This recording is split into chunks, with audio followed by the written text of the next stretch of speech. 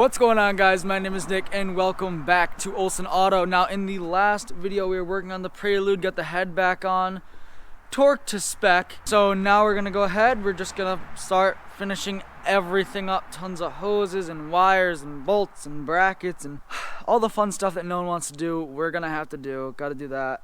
Also, if you guys are interested, the hoodies have officially come in, pictures on screen now. I love how they came out. If you guys want to pick one up, be sure to comment down below. You can DM me on Snapchat or Instagram. They're $45 a piece, fully made in the USA, free shipping anywhere in the world. So if you guys want one, be sure to let me know. With that out of the way, let's go ahead and let's bust into the Prelude. Like I said, this is gonna suck. I don't want to do this. Woo.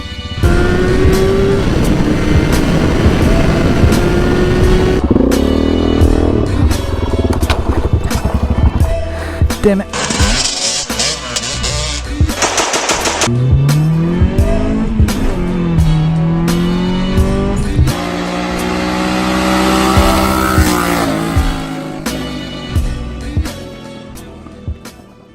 So I took a massive break from filming. I just wanted to bang out a bunch of stuff, and this is where we're at. So the camshafts are in, they have to be torqued down. I got a bunch of stuff hooked up.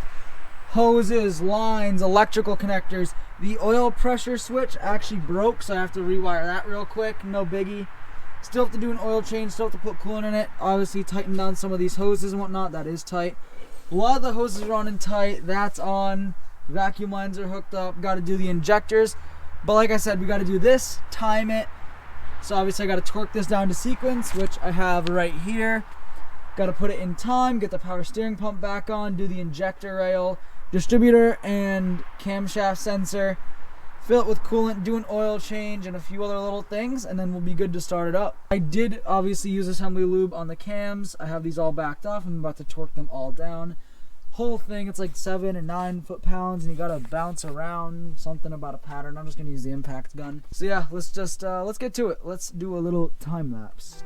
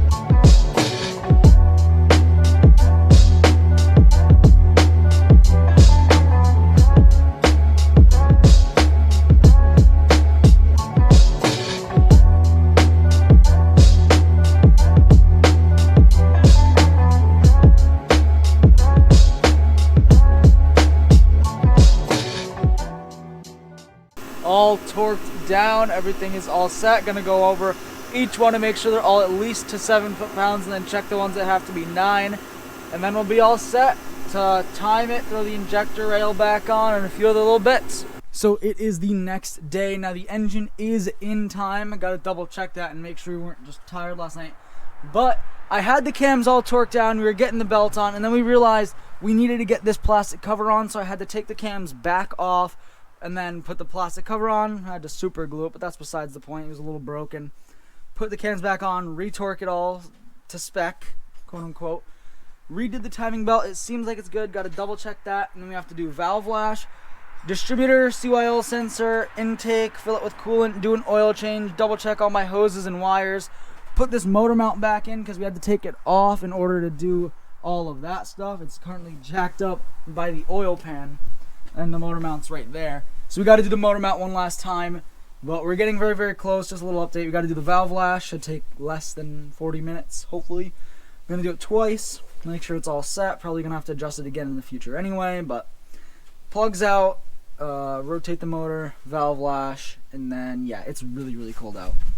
So I just took the Accord, which is still looking pretty clean, by the way. I just took that thing to O'Reilly's. I grabbed some oil, an oil filter, and coolant. This is what we're looking like. All that's left is to do an oil change. I have the car jacked up on this side, and on a block on that side. That's why it's so tall. It usually sits, I don't know, a good 3 to 4 feet lower than this. But oil change, coolant, and then a quick little double check of everything, and I think we should be all set. So obviously went to fill with some water, and well, one of those hoses ain't tight. That's a bummer. Sweet. So I gotta figure out which hose is leaking, tighten it up, then I'll do the oil change when it's not dumping water on my head. So I have the oil draining out now. Awesome part, the oil looks super healthy. I don't see a single metal flake. Obviously, I think it was a different coolant line. There was one attached to the back of the oil filter housing on the back of the motor. I thought it was that. I think it's actually one of the new hoses I put on. I was able to tighten the clamp a little bit, so I'm assuming the clamp was just loose. So now we have the filter off, oil draining. Once the oil's drained out, I have the car tipped like that, so it'll drain faster. Once that's drained, I'm gonna put the plug back in, pour some coolant in, and see if it's still leaking there before I put a new filter on. Before I put the new filter and oil in as well, I gotta make sure that it's not still leaking. It appears as if it's not leaking any coolant, which is great. Got the filter on, pre-filled, O-ring lubed up.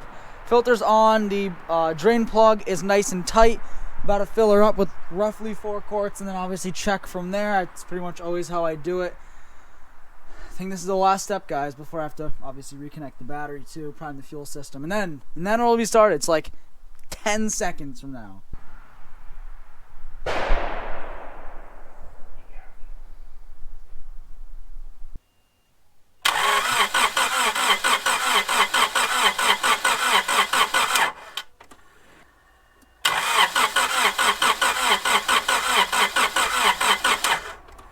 I think it was a dead battery, so I hooked up my buddy Seth. He got me a little jump pack. Hopefully that thing works, Seth.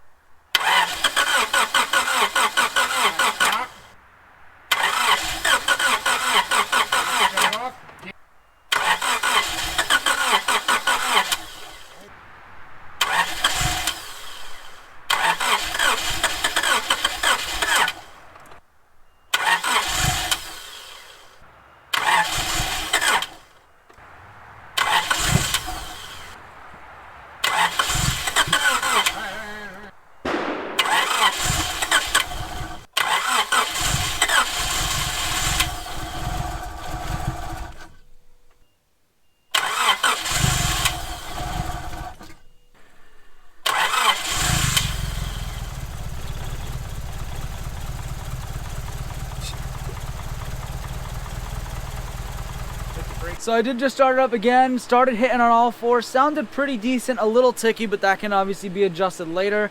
Right now what I'm going to do is burp the coolant system. I have it all lowered, the car's back down to where it sits. Gonna burp the coolant system because, as you guys know, Honda's, a lot of their idling control stuff, all the idle air control valves and whatnot, are usually run off of coolant temperature, so if there's an air pocket, it ain't gonna idle.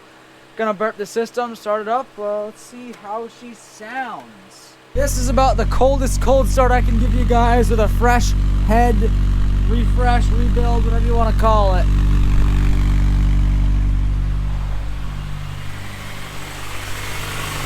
The burping thing wouldn't work normally for whatever reason, so old school it is. Definitely a noisy one. It's throwing one coolant temp sensor code, which doesn't surprise me, but she's running. Got most of the tools over here picked up. It runs pretty solid. Gonna start it up again, maybe 1 or 2 more times, do 2 more heat cycles. Probably clear the codes, unplug the battery, plug it back in, just to make sure coolant temp isn't an actual concern and it's not like an actual sensor being broken. But I think it runs pretty good. It seems like it's running pretty decent right now, actually. Motor is pretty quiet. I'm gonna take it for the first official test ride.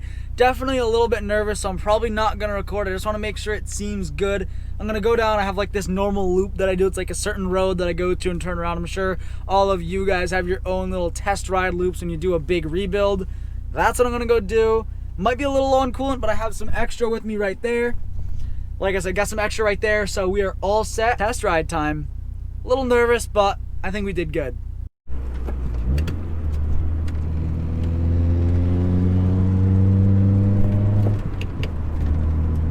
So it seems like it's running pretty good, guys. It sounds pretty decent.